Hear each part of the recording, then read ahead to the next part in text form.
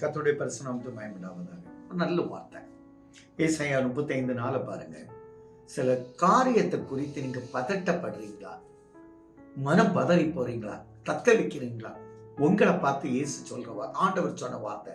அதாவது ஏசாயா தீர்க்கதரிசி மூலமாக இன்னைக்கு உங்களுக்கு ஒரு தீர்க்க தரிசனம் அதை என் மூலம் சொல்ல வைக்கிறார். ஏசாயா 35:4 பாருங்க. மனம் பதறுவதை பார்த்து நீங்க பயப்படாதுங்க, திடன் கொள்ளுங்கள். எவ்வளவு அழகான வார்த்தை. திடன் கொள்ளுங்கள், இதோ உங்கள் தேவன் நீதியை சரி கட்டவும் உங்கள் தேவன் பதிலுக்கும் வருவார், அவர் வந்து உங்களை ரட்சிப்பார் என்று சொல்லுங்கள். அவர் வந்து உங்களை ரட்சிப்பார். பயப்படாதுங்க, தைரியமா இருங்க. நீ எதுக்கு பயப்படுற?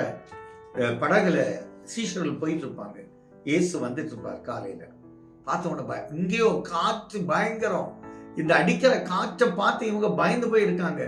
இயேசு வந்த உடனே ஆவேசம் கத்துறாங்க, ஏய் பயப்படாத, தைரியமா இருங்க, நான் வந்துட்டேன். அப்படி அமைதியாயிட்டு பிரச்சனை. அதனாலதான் சொல்ற, தைரியமா இருங்க, திடன் கொள்ளுங்கன்னா தைரியமா இருங்க. கர்த்தர் வருகிறார், உங்களை ரட்சிக்க வருகிறார்.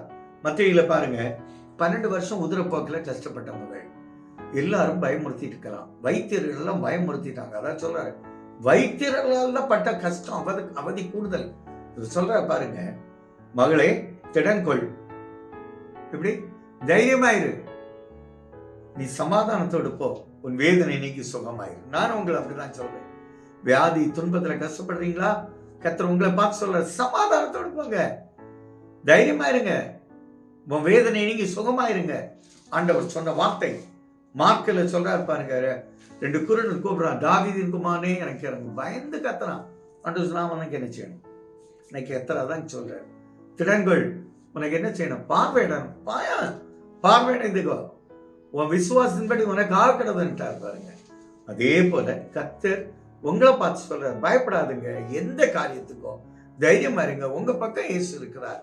அவர் உங்களை பார்த்து சொல்ல, சந்தோஷமா போ, சமாதானமா போ, நீ விசுவாசிக்கிறபடி உனக்காகும். எங்கள் நல்ல தகப்பனே, இந்த வார்த்தையின்படி எங்களை ஆசீர்வதித்து நன்மை செய்யும் நல்ல பிதாவே, ஆமென்.